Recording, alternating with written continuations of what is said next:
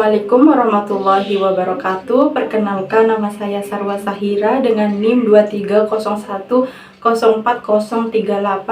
Pada kesempatan kali ini saya akan menyampaikan materi tentang ruang lingkup penilaian pembelajaran.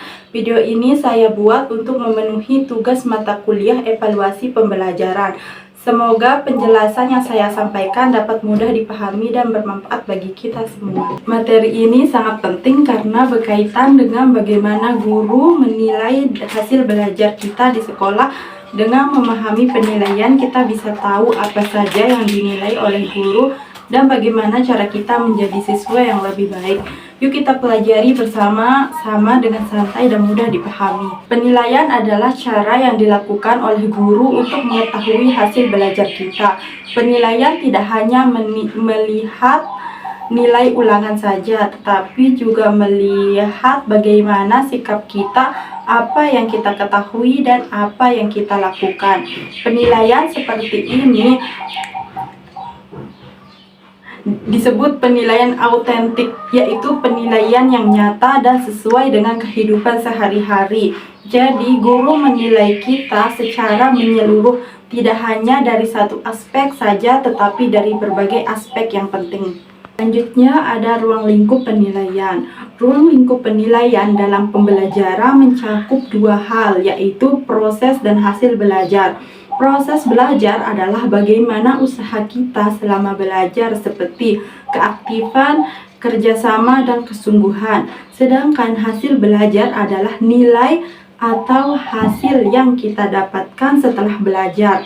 Jadi, guru tidak hanya melihat hasil akhir, tetapi juga melihat bagaimana kita berusaha selama proses belajar berlangsung. Selanjutnya ada teknik penilaian. Dalam melakukan penilaian, guru menggunakan berbagai teknik agar penilaian lebih adil dan lengkap.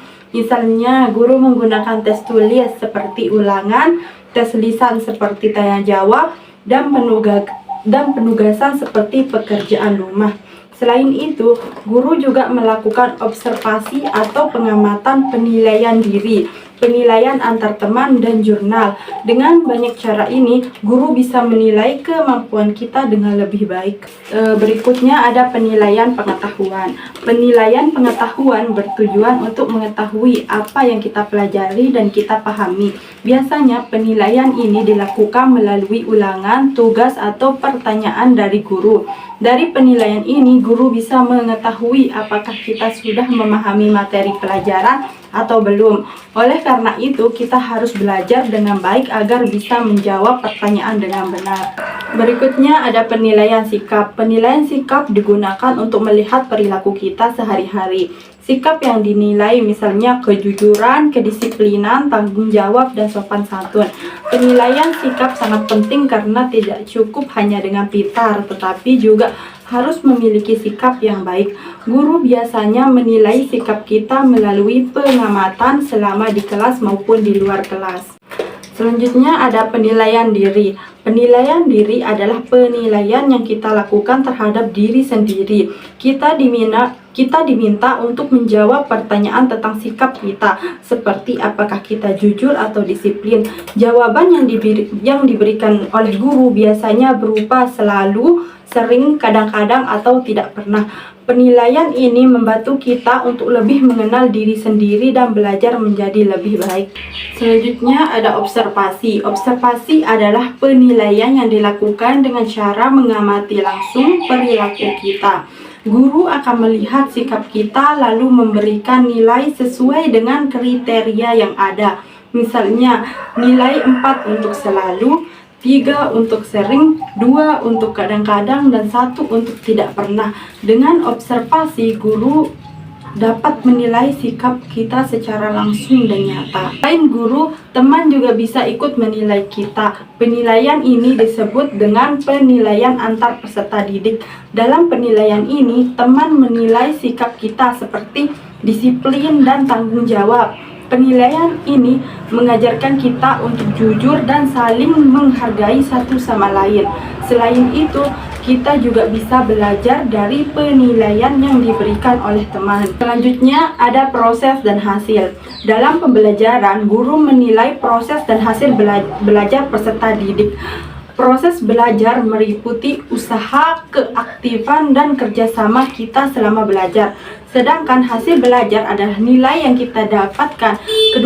Kedua hal ini sama-sama penting karena menunjukkan bagaimana kita belajar dan apa yang kita capai. Selanjutnya nilai. Nilai biasanya diberikan dalam bentuk angka dari 1 sampai 4. Nilai tersebut memiliki kategori seperti sangat baik, baik, cukup, dan kurang. Nilai ini membantu kita mengetahui tingkat kemampuan kita dalam belajar atau tingkat peserta didik dalam belajar. Dengan mengetahui nilai, kita bisa memperbaiki diri agar menjadi lebih baik lagi. Selanjutnya ada keterampilan. Penilaian keterampilan bertujuan untuk melihat kemampuan kita dalam melakukan sesuatu. Contohnya adalah praktik, presentasi, bermain peran, dan membuat proyek. Penilaian ini penting karena menunjuk kemampuan kita secara langsung, bukan hanya dari teori saja. Selanjutnya ada penilaian keterampilan. Dalam penilaian keterampilan, guru menilai proses dan hasil. Proses meliputi bagaimana cara kita bekerja, sedangkan hasil meliputi hasil dari pekerjaan kita. Selain itu, guru juga menilai isi bahasa dan kerapihan. Semua ini dilakukan agar penilaian menjadi lebih lengkap. Selanjutnya ada contoh penilaian. Contoh penilaian keterampilan adalah bermain peran dan proyek kelompok. Misalnya, kita diminta untuk memerankan suatu tokoh atau membuat tugas bersama teman. Dari kegiatan ini, guru dapat menilai kerjasama kita, kreativitas, dan kemampuan kita dalam menyelesaikan tugas. Selanjutnya ada pengolahan nilai. Setelah melakukan penilaian, guru akan mengolah nilai yang diperoleh. Nilai biasanya dihitung dengan cara yang sama atau berbeda, ketergantungan dari jenis penilaian. Pengolahan nilai ini bertujuan agar hasil penilaian menjadi adil dan sesuai dengan kemampuan peserta didik. Sebagai kesimpulan, penilaian dalam pembelajaran sangat penting karena membantu guru mengetahui kemampuan peserta didik atau siswa. Penilaian tidak hanya melihat pengetahuan, tetapi juga sikap dan keterampilan. Dengan penilaian, kita bisa mengetahui kelebihan dan kekurangan dari masing-masing peserta didik, sehingga kita bisa menjadi siswa yang lebih baik. Demikian penjelasan dari saya tentang ruang lingkup penilaian pembelajaran. Semoga materi ini bisa membantu teman-teman dalam memahami bagaimana guru dalam menilai hasil peserta didik. Terima kasih atas perhatiannya. Wassalamualaikum warahmatullahi wabarakatuh.